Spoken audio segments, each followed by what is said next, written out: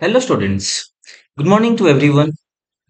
So, today we are going to study a new topic that is from parts of speech, and it is for all school students as well as for competitive students. So, to remember it, and just let's start the topic. So, today we are going to start a new topic from parts of speech. Okay, what do you mean by parts of speech? As you have seen parts of a cycle, parts of a body, parts of different materials. Like that, we are going to study. This is the topic parts of speech. Parts of speech ମାନେ କଣ? ଯେମିତି ସାଇକେଲରେ କିଛି କିଛି part ଅଛି, ଯେମିତି ଆମ ବଡିର କିଛି କିଛି ଅଲଗା ଅଲଗା ପାର୍ଟ ଗୁଡାକ ଅଛି, ଠିକ ସେମିତିକା ଆମେ ସ୍ପିଚ୍ ଏଠି ମାନେ ଭାଷଣ ଦବା ନୁହଁ, ସ୍ପିଚ୍ ମାନେ ଏଠି ଭାଷଣ ଦବା ନୁହଁ, ବରଂ ଆମେ କହୁଥିବା ସମୟରେ ବା ଲେଖୁଥିବା ସମୟରେ ଯୋଉ ୱାର୍ଡ ଗୁଡାକୁ ବ୍ୟବହାର କରୁ ତାକୁ ଆମେ ସ୍ପିଚ୍ ବୋଲି କହୁଛୁ ହେଲା। ତେଣୁକରି ଏଠି ପାର୍ଟସ ଅଫ ସ୍ପିଚ୍ ମାନେ ହେଲା କହୁଥିବା ବା ଲେଖୁଥିବା ସମୟରେ ଆମେ ଯୋଉ ୱାର୍ଡକୁ ବ୍ୟବହାର କରୁ ତାକୁ ଆମେ ସ୍ପିଚ୍ ବୋଲି କହୁଛୁ। ସୋ ଏଇ ଯୋଉ ପାର୍ଟସ ଅଫ ସ୍ପିଚ୍ କୁ କିଛି ଭାଗରେ ବିଭକ୍ତ କରାଯାଇଛି। ଯେମିତିକା ଆମେ କହୁଛୁ ଆମର 8ଟା ପାର୍ଟସ ଅଫ ସ୍ପିଚ୍ ଅଛି, ତା ବ୍ୟତୀତ ଡିଟରମିନର୍ସ ବି ଅଛି। ତ ମୁଁ ସବୁ ପାର୍ଟସ ଅଫ ସ୍ପିଚ୍ କୁ ସେଗ୍ରିଗେଟ୍ କରିବି, ଅଲଗା ଅଲଗା କରିବି, ଆଉ ଗୋଟିଏ ଭିଡିଓରେ ତ ଦେଇ ହବ ନାହିଁ, ତେଣୁକରି ଗୋଟେ ଗୋଟେ ପାର୍ଟ କରିକି ନାଉନ୍, ପ୍ରୋନାଉନ୍, ଆଡଜେକ୍ଟିଭ ଯାହା ଯାହା ପାର୍ଟସ ଅଫ ସ୍ପିଚ୍ ଅଛି ତାକୁ ମୁଁ ଡିସ୍କସନ କରୁଛି ତୁମ ସାମ୍ନାରେ। ଆଜି ତେଣୁକରି ପିଲାମାନେ ଆଜି ଆମେ ପଢିବାକୁ ଯାଉଛୁ ନାଉନ୍ ବିଷୟରେ। ତ ଏ ନାଉନ୍ କଣ? What is noun? The very first sentence. Noun is a name of people, is name of a people, places, animals, objects or ideas. କିଛି ନାମକରଣ ଜିନିଷକୁ, କିଛି ନାଁ ଥିବା ଜିନିଷକୁ, ସେ ହେଇପାରେ କିଛି ଲୋକର ନାଁ, ଗୋଟେ ଜାଗାର ନାଁ, କିଛି ଆନିମାଲ୍ସ ମାନଙ୍କର ନାଁ, କିଛି ଅବଜେକ୍ଟ, ଯାହା ବି କିଛି ତୁମ ଘରେ କିଛି ଅବଜେକ୍ଟ ଅଛି, ଜିନିଷ ଅଛି, ତାର ନାଁ, କିଛି ଆଇଡିଆ ତୁମ ମାଇଣ୍ଡକୁ ଆସୁଛି, ସେଗୁଡାକୁ ସବୁ ଆମେ ନାଉନ୍ ବୋଲି କହୁଥାଉ। ଏବଂ ଏଇ ନାଉନ୍କୁ ଆମେ ଯେତେବେଳେ କିଛି ନା କିଛି ଗୋଟେ ସେଣ୍ଟେନ୍ସ ଲେଖୁ, ଏଇ ସେଣ୍ଟେନ୍ସରେ ନାଉନ୍ର ଆବଶ୍ୟକତା ଥାଏ, ଆଉ ଗୋଟିଏ ସେଣ୍ଟେନ୍ସରେ ଆମେ ନାଉନ୍କୁ ନିଶ୍ଚୟ ଭାବରେ ପାଇଥାଉ। So in the first sentence it is written that noun is a part of speech. ମୁଁ already ତୁମମାନଙ୍କୁ କହିସାରିଛି। And words that says to name of place, people, animals, objects and ideas. ଇଏ ଏମାନଙ୍କର ଯଦି ନାଁ ଥିବ ତେଣୁ ତାକୁ ଆମେ କଣ କହିବା? ନାଉନ୍ ବୋଲି କହିଥାଉ। ବା ଭେରି ସିମ୍ପଲ ୱାର୍ଡରେ ଆମେ କହିଥାଉ noun is a naming word. Noun is a naming word. Second ସେଣ୍ଟେନ୍ସରେ କଣ ଅଛି ଦେଖିବା ଚାଲ। କହୁଛି almost in every sentence will definitely have a noun. କି ସବୁ ସେଣ୍ଟେନ୍ସରେ କେତେବେଳେ ନା କେତେବେଳେ ନିଶ୍ଚୟ ଆମେ ଗୋଟେ ନାଉନ୍କୁ ହିଁ ପାଇଥାଉ। ସିଏ ସବଜେକ୍ଟର କାମ କରିପାରେ, ସେ ଅବଜେକ୍ଟର କାମ କରିପାରେ, ବହୁତ କିଛି ଆକାରରେ ସେ କାମ ବି କରିଥାଉ ପାରେ। ତେଣୁକରି ଆମେ ନାଉନ୍କୁ ଭଲ ଭାବରେ ବୁଝିବା, ତାର କେତେ ଟାଇପର ନାଉନ୍ ଅଛି ସେ କଥାକୁ ମଧ୍ୟ ଆମେ ଡିସ୍କସନ କରିବା। ଚାଲ ଏଇଠି କିଛି ଏକ୍ସାମ୍ପଲ ଦେଇଛୁ ଆମେ, ହେଲା କି there are some example see here. କହୁଛି ପିପଲ, ଦେଖ ପିପୁଲର କିଛି ନାଁ ଅଛି, ଯେମିତି କି Rahul, Sheela, man, person, Tommy, women and girls, the prime minister. କିଛି ଏଠି ପିପୁଲ ମାନଙ୍କର କିଛି ନାଁ ଗୁଡାକ। ସେମିତିକା କିଛି ପ୍ଲେସର ନାଁ ଦେଖ, ଯେମିତି Bangalore, India, Mexico, North Pole, South Africa, the Nile river, classroom. ये ସବୁ ପ୍ଲେସ ର ନାଁ ଗୁଡାକ। Bedroom, basketball court, cricket ground, ଏ ସବୁ ପ୍ଲେସ ର ନାଁ ଗୁଡାକ। ଆନିମାଲ୍ସ ମାନଙ୍କର ନାଁ, ଯେମିତି କି ଆନିମାଲ୍ସ, ବର୍ଡସ, ଆକ୍ୱାଟିକ ଆନିମାଲ୍ସ, ଏମାନଙ୍କର କିଛି ନାଁ ଅଛି। Lion, zebra, snake, ostrich, flamingos, bear, catfish, shark. These are the names of animals, birds, aquatic animals. And କିଛି ଆଇଡିଆ ଯେମିତି କି evolution, invention, extinction, argument, destruction. So ଏଇ କିଛି ଆଇଡିଆ ଗୁଡାକ ଏଗୁଡାକ। ତେଣୁକରି ଏଇଟା ଟିକେ ଖାଲି ତମମାନଙ୍କୁ ଟିକେ ଅଲଗା ଲାଗୁଥିବ ଏଗୁଡାକ କେମିତି ନାଉନ୍ ହଉଛି, but these are some ideas। ଏଗୁଡାକୁ ମଧ୍ୟ ଆମେ ନାଉନ୍ ବୋଲି କହିଥାଉ। ସେମିତି କିଛି ଅବଜେକ୍ଟ ବା ଥିଙ୍ଗସ ର ନାଁ, ଯେମିତି bat, cycle, cotton, paper, bag, blackboard, cupboard, whatever you think. So ये गुड़ाक किसी ऑब्जेक्ट बा किसी जिनिस पत्र गुड़ाक एमानकर किसी ना अछि सेइतपई ए गुड़ाक मध्य नाउन अछंती. So very important is that ये नाउन को हमें केते भागरे विभक्त करिछु. So there are 5 types of nouns. So first is I am going to describe it to you. So first is common noun. What is common noun? Common nouns are those nouns that refer to generic item, group of place. Okay, this means that unlike proper nouns, they are not used to identify specific people, places, objects. ମୁଁ ତମମାନଙ୍କୁ ଭଲ ଭାବରେ କହିଦେଉଛି. ଦେଖିନି common ନାଉନ ରେ ଆମେ ଯେତେବେଳେ କିଛି ଗୋଟେ କମନ କଥା କହୁଥିବା ଅର୍ଥାତ୍ ଏମିତି କିଛି ଗୋଟେ ନାଉନ ଟେ କହୁଥିବା ଯୋଉ ନାଉନ ଭିତରେ କିଛି ପ୍ରପର ନାଉନ ଗୁଡାକ ଲୁଚିକି ଅଛନ୍ତି, କିଛି ପର୍ଟିକୁଲାର ନାଉନ ଗୁଡାକ ଲୁଚିକି ଅଛନ୍ତି. ଯେମିତି ଫର ଏକ୍ସାମ୍ପଲ ମୁଁ ତମମାନଙ୍କୁ କହୁଛି କି ଆଇ ପ୍ଲଗଡ ଏ ଫ୍ଲାୱାର. ମୁଁ ଯେତେବେଳେ ଫ୍ଲାୱାର ଏଠି କହିଲି, ଫ୍ଲାୱାରଟା ଏଠି ନାଉନ, ବଟ ଏଇ ନାଉନଟା କମନ ନାଉନ. କାହିଁକି କମନ ନାଉନ ନା ଫ୍ଲାୱାର ଯେତେବେଳେ କହୁଛି এইটা হচ্ছে কমন নাউন এইଥିପାଇଁ ଯେ ତାର କିଛି ପ୍ରପର ନାଉନ ଗୁଡାକ ଅଛନ୍ତି. କଣ କଣ ପ୍ରପର ନାଉନ ଅଛନ୍ତି ନା ଯେମିତି କି ମୁଁ ଯେତେବେଳେ ଫ୍ଲାୱାର କଥା କହିବି ତମେ କହିବ କି ମ୍ୟାରିଗୋଲ୍ଡ. ଫୁଲଟା, ଫୁଲ କହିଲେ ସବୁ ଫୁଲକୁ ଆମେ ବୁଝୁ, ଗୋଟିଏ ପର୍ଟିକୁଲାର ଫୁଲକୁ ଆମେ ବୁଝଉନା. ଯେତେବେଳେ ପର୍ଟିକୁଲାର ଫୁଲକୁ ବୁଝଉଛୁ ସେତେବେଳେ ସେ ପ୍ରପର ନାଉନ ହେଇଯିବ. ଯେତେବେଳେ ସମସ୍ତ କଥାକୁ ବୁଝଉଛୁ ସେତେବେଳେ ଇଏ କମନ ନାଉନ ହେଇକି ରହିବ. ଯେମିତି ଫ୍ଲାୱାର ମୁଁ କହିଲି ତ ଇଏ ଫ୍ଲାୱାରଟା କଣ ହେଇକି ରହିଲା, ଗୋଟେ କମନ ହେଇକି ରହିଲା. ଯେତେବେଳେ ପର୍ଟିକୁଲାର ଫ୍ଲାୱାର, ଯେତେବେଳେ ମୁଁ କହିଲି କି ମ୍ୟାରିଗୋଲ୍ଡ, ଇଏ ପର୍ଟିକୁଲାର ଫ୍ଲାୱାର ହେଇଗଲା, ତେଣୁକରି ଇଏ କଣ ହେଇଗଲା, ପ୍ରପର ନାଉନ ହେଇଗଲା. ମୁଁ କହିଲି ହିବିସ୍କସ୍, ମନ୍ଦାର, ତ ଇଏ ପର୍ଟିକୁଲାର ନାଉନ ହେଇଗଲା. ମୁଁ କହିଲି ଜସ୍ମିନ, ଏଇଟା ଗୋଟେ ପର୍ଟିକୁଲାର ନାଉନ ହେଇଗଲା, ତ ପ୍ରପର ନାଉନ ହେଇଯାଉଛି. ତ ଏମିତିକା ଯେତେବେଳେ ଫ୍ଲାୱାର ଆମେ କହୁଛୁ ସେତେବେଳେ ସବୁ ଫ୍ଲାୱାରକୁ ଇଏ ବୁଝଉଛି, ସେଇଥିପାଇଁ ଇଏ କମନ ନାଉନ ହେଇକି ଅଛି.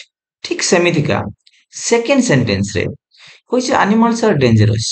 ମୁଁ ଯେତେବେଳେ ଆନିମାଲ୍ସ ମାନଙ୍କ କଥା କହୁଛି ସେତେବେଳେ ଆନିମାଲ୍ସ ୱାର୍ଲଡ ସବୁ ଆନିମାଲ ମାନଙ୍କ କଥା ମୁଁ କହୁଛି, ଅର୍ଥାତ୍ କୌଣସି ପର୍ଟିକୁଲାର ଆନିମାଲ କଥା ମୁଁ କହୁ ନାହିଁ. ମୁଁ ଟାଇଗର କଥା କେବେ କହିନାହିଁ, ମୁଁ ଲୟନ କଥା କେବେ କହିନାହିଁ, ମୁଁ ଡିଅର କଥା କେବେ କହିନାହିଁ.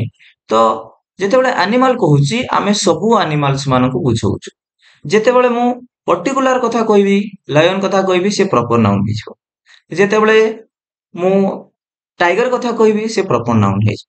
ସେମିତିକା ଥାର୍ଡ ସେଣ୍ଟେନ୍ସରେ I like all seasons. I like all seasons, ମୁଁ ଯେତେବେଳେ ସିଜନ୍ସ କହୁଛି ସେତେବେଳେ ମୁଁ କୌଣସି ପର୍ଟିକୁଲାର ସିଜନ୍ସ କଥା କହୁନାହିଁ. ସିଜନ୍ସ ଏଇଥିପାଇଁ କମନ, ମୁଁ ସିଜନ କହିଲେ ସମସ୍ତ ସିଜନକୁ ଏଠି ବୁଝୁଛି. କିନ୍ତୁ ମୁଁ ଯେତେବେଳେ ୱିଣ୍ଟର କହୁଛି, ସମର କହୁଛି, ସେତେବେଳେ ପର୍ଟିକୁଲାର ସିଜନ କଥା କହିବି, ସେତେବେଳେ ଏମାନେ କଣ ହେଇଯିବେ, ପ୍ରପର ନାଉନ ହେଇଯିବେ. ଠିକ ସେମିତିକା ରିଭର୍ସ, ମେଙ୍ଗେଲିନ୍ ସିଜ୍, ମୁଁ ଯେତେବେଳେ କହୁଛି ରିଭର କହିଲେ ନଦୀ, ଇଏ ନଦୀ କଥା ଯେତେବେଳେ କହୁଛି ମୁଁ ସମସ୍ତ ନଦୀ କଥା କହୁଛି, କମନ ନଦୀ ମାନଙ୍କ କଥା କହୁଛି. ଯେତେବେଳେ ମୁଁ କହିଲି କି ନାଇଁ ନାଇଁ ନାଇଲ ରିଭର, ଯେତେବେଳେ ମୁଁ କହିଲି ନାଇଁ ନାଇଁ ଆମାଜନ, ଯେତେବେଳେ ମୁଁ କହିଲି ନାହିଁ ମହାନଦୀ, ଯେତେବେଳେ କହିଲି ନାହିଁ କି ବ୍ରାହ୍ମଣୀ. ସୋ ଯେତେବେଳେ ନଦୀ ମାନଙ୍କ କଥା ମୁଁ ପର୍ଟିକୁଲାର କରିକି କହୁଛି ସେତେବେଳେ ଏମାନେ ପ୍ରପର ନାଉନ ହେଇଯିବେ. ଓକେ, ତ ଏବେ ମୁଁ ଭାବୁଛି ଆପଣ ମାନଙ୍କୁ ବା କମନ ନାଉନ ବିଷୟରେ ବୁଝା ପଡୁଥିବ. ତେଣୁ କମନ ନାଉନ ସେଇ ନାଉନ ଯେତେବେଳେ କିଛି କମନ ଅବଜେକ୍ଟକୁ, କମନ ଥିଙ୍ଗକୁ, କମନ ପ୍ଲେସକୁ ଆମେ ରିପ୍ରେଜେଣ୍ଟ କରୁଥିବୁ ସେତେବେଳେ ଆମେ କଣ କହିବୁ ତାକୁ କମନ ନାଉନ. ଯେତେବେଳେ ସବୁ କିଛି ଜିନିଷ ତା ଭିତରେ ମିଶିକି ଥିବ, ଯେତେବେଳେ ସେଥିରୁ ଆମେ ଗୋଟିଏ ଗୋଟିଏ ଜିନିଷକୁ ବାହାର କରିବୁ, ପର୍ଟିକୁଲାର ଜିନିଷକୁ ବାହାର କରିବୁ, ସେତେବେଳେ ସେ କୋଉ ନାଉନ ହେଇଯିବ, ପ୍ରପର ନାଉନ ହେଇଯିବ. ଚାଲ ତାହେଲେ ପ୍ରପର ନାଉନର ଏକ୍ସାମ୍ପଲ କଣ କଣ ଅଛି ବୁଝିବା, ଦେଖିବା. ଏଠି ପ୍ରପର ନାଉନର କଣ ଡେସ୍କ୍ରିପସନ ଦେଇଛି, ତମମାନେ ପଢିବ ଟିକେ ବୁଝିବ ହେଲା. କିନ୍ତୁ ପ୍ରପର ନାଉନର କଣ କଣ ଏକ୍ସାମ୍ପଲ ଅଛି ଦେଖିନି. ତା ସହିତ ମୁଁ କମନ ନାଉନର ଏକ୍ସାମ୍ପଲ ବି ସାଇଡରେ ଦେଇଛି. କମନ କାହିଁକି ହେଲା, ପ୍ରପର କେମିତି ହେଲା, ତମମାନେ ସେଗ୍ରିଗେଟ କରିପାରିବ, ଜାଣି ବି ପାରିବ. ମୁଁ କହିଲି ଫାର୍ଷ୍ଟ ସେଣ୍ଟେନ୍ସ ମୁଁ ଦେଇଛି କି I plucked a rose. Rose is a proper noun At the same time, you think of flower. I told you in the free in common noun. Flower is a common noun, whereas rose is a proper noun. Like that in sentence 2, animals are common noun, but elephant is a proper noun. And in the third sentence, seasons is a common noun, winter is a proper noun. Rivers, like that in the sentence 4, are common noun, and here Niles or Nile is a proper noun. ଏଠି କଣ ହେଇଛି କି ମୁଁ ଯେତେବେଳେ flower କହୁଛି ସେ common ନାଉନ ହେଇକି ଅଛି, ରୋଜ ଟା ପର୍ଟିକୁଲାର ଫ୍ଲାୱାର କଥା କହୁଛି ତ ପ୍ରପର ନାଉନ ହେଇଗଲା। ଆନିମାଲସ ମାନଙ୍କ କଥା ଯେତେବେଳେ ମୁଁ କହୁଛି କମନ ହେଇକି ଅଛି, କିନ୍ତୁ ଏଲିଫେଣ୍ଟ ପର୍ଟିକୁଲାର ଗୋଟେ ଏଲିଫେଣ୍ଟ କଥା ମୁଁ କହୁଛି, ସେଇଥିପାଇଁ ସେ ପ୍ରପର ହେଲେ। ସେମିତିକା ସିଜିନ୍ସ କଥା ଯେତେବେଳେ ମୁଁ କହୁଛି, ସିଜିନ୍ କମନ ନାଉନ ହେଇକି ଅଛି, କିନ୍ତୁ ୱିଣ୍ଟର କଥା ଯେତେବେଳେ କହୁଛି ପର୍ଟିକୁଲାର ଗୋଟିଏ ସିଜିନ୍ କଥା କହୁଛି, ସେଇଥିପାଇଁ ସେ ପ୍ରପର ନାଉନ ହେଲା। ରିଭର କଥା ଯେତେବେଳେ କହୁଛି ସେ କମନ ନାଉନ ହେଇକି ଅଛି, ଯେତେବେଳେ ନାଇଲ କଥା ମୁଁ ରିଭର କଥା କହୁଛି ତ ସେତେବେଳେ ଏ ପର୍ଟିକୁଲାର ଗୋଟିଏ ରିଭର କଥା କହୁଛି, ସେଇଥିପାଇଁ ଇଏ କଣ ହଉଛି ପ୍ରପର ନାଉନ ହେଇଯାଉଛି। ଠିକ ଅଛି, ତେଣୁକରି କମନ ନାଉନ ଆଉ ପ୍ରପର ନାଉନ ଭିତରେ ଡିଫରେନ୍ସ କଣ ତମେ ପିଲାମାନେ ବୁଝିପାରିଥିବ। So let's go to the third noun. Third noun is collective noun. Collective noun. Collective noun is a collection of some objects, animals, or people, or you can say group of some objects, animals, or people. ଏଇଠି ବହୁତ ଗୁଡାଏ ଜିନିଷ collect ହେଇକି ଥାନ୍ତି, ବହୁତ ଗୁଡାଏ ଜିନିଷ ମିଶିକି ଥାନ୍ତି, ବୁଝିପାରୁଛ ନା ନାଇଁ, ଗ୍ରୁପ ହେଇକି ଥାନ୍ତି, ସେଇଥିପାଇଁ ଆମେ ତାକୁ କଣ କହୁଛୁ କଲେକ୍ଟିଭ ନାଉନ ବୋଲି କହୁଛୁ। ତେଣୁକରି କିଛି ଏକ୍ସାମ୍ପଲ ଯେମିତିକା ଗୋଟିଏ ଗୋଟିଏ ୱାର୍ଡରେ ଅଛି କ୍ଲାସ। କ୍ଲାସ କହିଲେ collection of some students. Do you understand? Nice. Team କହିଲେ collection of some players. Okay. And jury କହିଲେ collection of some judges. Like that. Government ଯେତେବେଳେ ଆମେ କହୁଛୁ ସେତେବେଳେ collection of some ministers or collection of some people, you can say whatever. So ଏଇମାନଙ୍କୁ ଆମେ କଣ କହିଥାଉ collective ନାଉନ ବୋଲି କହିଥାଉ। ଆ ବ୍ୟତୀତ ଆଉ କିଛି କିଛି କଥା ଗୁଡାକ ଅଛି ଯୋଉଗୁଡାକ ଏକ୍ସାମ ରେ ବହୁତ ସମୟରେ ଆସେ। ସେଗୁଡାକ ହେଲା ଏଇ ଯୋଉ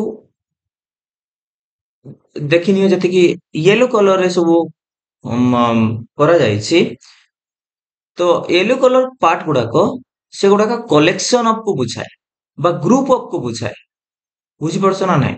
ଯେମିତି ମୁଁ କହିଲି କି pride of Lions, pride of Lions, ତା ମାନେ ତମମାନଙ୍କୁ ବୁଝିବାକୁ ପଡିବ ଯେ ପ୍ରାଇଡ ଅଫ ଲାୟନ ମାନେ ପ୍ରାଇଡ ର ମାନେ ଅଲଗା, ଅଫ ର ମାନେ ଅଲଗା, ଏଠି ସେମିତି ନୁହଁ। ପ୍ରାଇଡ ଅଫ ମାନେ ହେଲା ଗ୍ରୁପ ଅଫ, ପ୍ରାଇଡ ଅଫ ମାନେ ହେଲା ଗ୍ରୁପ ଅଫ। ଯେତିକି ୟେଲୋ କଲର ଏଠି କରାଯାଇଛି ସେଗୁଡାକ ସବୁ କଣ ଅଟେ, ତା ମାନେ ହେଲା ଗ୍ରୁପ ଅଫ।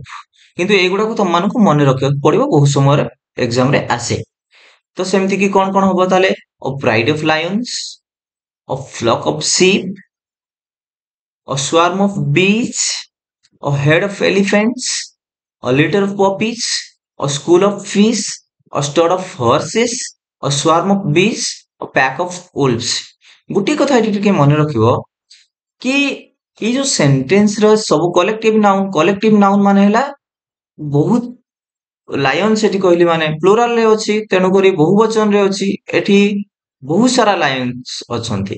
ତେଣୁକରି ସବୁବେଳେ ଯୋଉ ଆମର ନାଉନ ଟା, ଯେମିତିକି ଲାୟନ ଟା ନାଉନ, ସିପ୍ ଟା ନାଉନ, ବିସ୍ ଟା ନାଉନ, ଏଲିଫେଣ୍ଟସ ନାଉନ, କାଉସ ନାଉନ, କେଟେଲ ନାଉନ, ଏଗୁଡାକ ସବୁବେଳେ ପ୍ଲୁରାଲ ରେ ଥାଏ, ଅର୍ଥାତ ବହୁ ବଚନ ହେଇକି ରହିବ। କେବେ ବି ଏମିତି ହବନି ପ୍ରାଇଡ ଅଫ ଲାୟନ ହବ ନାହିଁ, କେବେ ବି ଏମିତି ହବନି ଫ୍ଲକ୍ ଅଫ ସିପ୍ ହବନି, ଆଉ କେବେ ବି ଏମିତି ହବନି ସ୍ୱାର୍ମ ଅଫ ବି ହବ ନାହିଁ, ହେଡ୍ ଅଫ ଏଲିଫେଣ୍ଟ ହବ ନାହିଁ। ତମମାନଙ୍କ ମାଇଣ୍ଡରେ ନିଶ୍ଚୟ ଭାବରେ କ୍ୱେଶ୍ଚନ ଆସୁଥିବ, ସାର୍ ଏଠି ତ ସିପ୍ ଅଛି, ତାହେଲେ ଶିପ୍ସ ହବା କଥା ନାଇଁ, ଶିପ୍ ର ପ୍ଲୁରାଲ ଫର୍ମ ବି ସେଇ ଶିପ୍, SHEEP। ତେଣୁକରି ଇଏ ସିଙ୍ଗୁଲାର ରେ ବି ଶିପ୍, ପ୍ଲୁରାଲ ରେ ବି ଶିପ୍। ପ୍ଲୁରାଲ ମାନେ ହେଲା ବହୁବଚନ, ସିଙ୍ଗୁଲାର ମାନେ ହେଲା ଏକବଚନ। ଏକବଚନରେ ମଧ୍ୟ ଏ ଶିପ୍ ହେଇକି ଥାଏ, ବହୁବଚନରେ ମଧ୍ୟ ଆମେ ଇଏ ଶିପ୍ ହେଇକି ମଧ୍ୟ ଥାଏ। ଅର୍ଥାତ୍ ଏଠି ଯୋଉ ଶିପ୍ ଲେଖା ଯାଇଛି SHEEP, ଇଏ ପ୍ଲୁରାଲ ହେଇକି ହିଁ ଅଛି। ସେମିତିକା ଫିସ୍, ଫିସ୍ ର ପ୍ଲୁରାଲ ମଧ୍ୟ ଫିସ୍। ତେଣୁକରି ଏଠି ଯୋଉ ଫିସ୍ ଅଛି ସିଏ ପ୍ଲୁରାଲ ହେଇକି ହିଁ ଅଛି। ତେଣୁକରି ଦେଖିନିଅ କଣ କଣ ଆମେ ଆଉ ଥରେ ପଢିଦବା। ତ ପ୍ରାଇଡ ଅଫ ଲାୟନ୍ସ ଏ କଥାକୁ ମନେ ରଖିବ। ଫ୍ଲକ୍ ଅଫ ଶିପ୍, ଶିପ୍ ପୂର୍ବରୁ ଫ୍ଲକ୍ ଅଫ ଲାଗିବ। Swarm of bees, herd of elephants, cows, cattle, cattle ମଧ୍ୟ ଏଠି କେଟଲ୍ସ ହବନି, cattle is always plural. litter of puppies, okay, like that. A school of fish, a stud of horses, a swarm of bees, a pack of wolves, এইଗୁଡାକ ସବୁ example ଥିଲା animals ମାନଙ୍କ। ତେଣୁକରି next ଚାଲ ଆଉ କିଛି ଏକ୍ସାମ୍ପଲ ଦେଖିବା collective ନାଉନ ର, ଯୋଉଗୁଡାକ କିଛି ଗ୍ରୁପ ଅଫ ପିପଲ ମାନଙ୍କର ଦେଇଛି। Band of musicians, a board of directors, a crew of sailors, a company of actors, a choir of singers, ଏମାନେ ସବୁ people। ମ୍ୟୁଜିସିଆନ୍ସ ପିପଲ, ଡାଇରେକ୍ଟର୍ସ ମଧ୍ୟ ପିପଲ, ସେଲର୍ସ ମଧ୍ୟ ପିପଲ, ଆକ୍ଟର୍ସ ପିପଲ। ଦେଖିନିଅ ସବୁ ଗୁଡାକ କଣ ହେଇଛି, ପ୍ଲୁରାଲ ନମ୍ବରରେ ଅଛନ୍ତି, ପ୍ଲୁରାଲ ଫର୍ମରେ ଅଛନ୍ତି। ତେଣୁକରି ଏ ପ୍ଲୁରାଲ ଫର୍ମକୁ ତମମାନେ କେବେ ବି ଭୁଲିବ ନାହିଁ। ବହୁତ ସମୟରେ ପିଲାମାନେ କଣ କରନ୍ତି, ବ୍ୟାଣ୍ଡ ଅଫ ମ୍ୟୁଜିସିଆନ କରିଦିଅନ୍ତି, ଆଉ ବୋର୍ଡ ଅଫ ଡାଇରେକ୍ଟର କରିଦିଅନ୍ତି, ଆଉ କ୍ରି ଅଫ ସେଲର ଏମିତି ଭୁଲ ହେଇଥାଏ, ଆଉ କମ୍ପାନୀ ଅଫ ଆକ୍ଟର ନା ଆକ୍ଟର୍ସ, ସେଲର୍ସ, ଡାଇରେକ୍ଟର୍ସ, ମ୍ୟୁଜିସିଆନ୍ସ, ଓକେ, ଏଗୁଡାକ ସବୁ ହବ। ତେଣୁକରି ଏଗୁଡାକ ଉପରେ ଟିକେ ଧ୍ୟାନ ଦବ ତୁମେ। ନେକ୍ସଟ କଣ ହବ ନା, ଏବେ ଚାଲ କିଛି ପିପୁଲ ମାନଙ୍କର ଗ୍ରୁପକୁ ଦେଖିଲୁ, ଚାଲ କିଛି ଥିଙ୍ଗସ ଆଉ ଅବଜେକ୍ଟ ମାନଙ୍କର ଗ୍ରୁପକୁ ଦେଖିବୁ। ଯେମିତି ଆମେ କହିଥାଉ, ଅ ପେୟାର ଅଫ ସୁଜ୍, ଅ ଚେନ୍ ଅଫ ମାଉଣ୍ଟେନ୍ସ, ଅ ଫ୍ଲିଟ୍ ଅଫ ଶିପ୍ସ, ଅ ବଞ୍ଚ ଅଫ ଗ୍ରେପ୍ସ ବା କିଜ୍ ବୋଲି ଆମେ କହିଥାଉ, ଅ ବଣ୍ଡଲ ଅଫ ଷ୍ଟିକ୍ସ ବୋଲିକି ମଧ୍ୟ କହିଥାଉ। ଇଏ ସବୁ ଜିନିଷକୁ ତମମାନଙ୍କୁ ମନେ ରଖିବାକୁ ପଡିବ। ବାରମ୍ବାର ପଢିଲେ ଆରାମସେ ମନେ ରହିବ, ସବୁଦିନ ପଢେ। Thank you.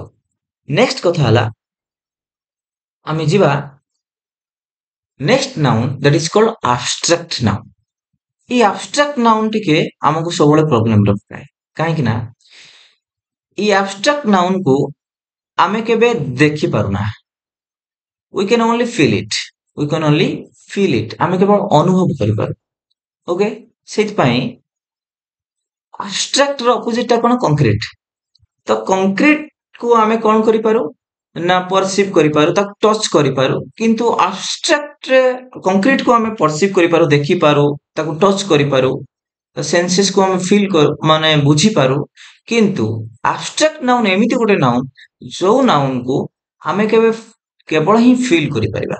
ସେଇଥିପାଇଁ ଏଠି କଣ କୁହାଯାଏ ଦେଖ, any entity that can not be perceived, ଦେଖି ହୁଏନି, by the five senses of the human body, called an abstract noun। କେବଳ ଆମେ କଣ କରିପାରିବା, only we can feel it। ଯେମିତି love, love is a noun, ଲାଗି love is a strong emotion, first sentence ଦେଇଛି। ତେଣୁକରି ଲଭ୍ ଟାକୁ ତମମାନେ ଫିଲ୍ କରିପାରିବ, ତମମାନେ ଲଭ୍ କୁ କେବଳ ଛୁଇଁ ଦବନି, ଛୁଇଁ ପାରିବନି। ବୁଝିପାରୁଛ ନା ନାହିଁ? ଯେମିତି ମୁଁ କହିଲି ବିୟୁଟି, ଅନେଷ୍ଟି, ଅନେଷ୍ଟିକୁ ତମମାନେ honesty is the best policy. ଅନେଷ୍ଟିକୁ ତମମାନେ କେବେ ଛୁଇଁ ପାରିବନି, ଦେଖି ପାରିବନି, but you can feel it, ତମମାନେ ତାକୁ ଅନୁଭବ କରିପାରିବ। ସେଇଥିପାଇଁ ଇଏ କଣ ଗୋଟେ abstract noun, ଯୋଉ noun କୁ ଆମେ କେବେ ଦେଖିପାରୁନା, ଛୁଇଁ ପାରୁନା, but we can only feel it, that is called abstract noun। ଆମେ କେବଳ ଅନୁଭବ କରିପାରୁ, ସେଇଟାକୁ ଆମେ କଣ କହିଥାଉ, abstract noun ବୋଲିକି କହିଥାଉ। ଠିକ ସେମିତିକା ଥାର୍ଡ ସେଣ୍ଟେନ୍ସ ରେ ଅଛି, it takes a lot of courage। courage କୁ ତମମାନେ କଣ ଦେଖିପାରିବ ନା ଛୁଇଁ ପାରିବ, ତମେ କେବଳ ଅନୁଭବ କରିପାରିବ। ଫ୍ରିଡମ ହେଲା ସ୍ୱାଧୀନତାକୁ ତମେ କେବଳ ଅନୁଭବ କରିପାରିବ, ତମେ ତାକୁ ଦେଖିପାରନି କି ତମେ ତାକୁ ଛୁଇଁ ପାରନି। So these are some examples of abstract nouns, okay। And the last noun, which is also very important, the last noun is material noun। it is a substance or material or an ingredient।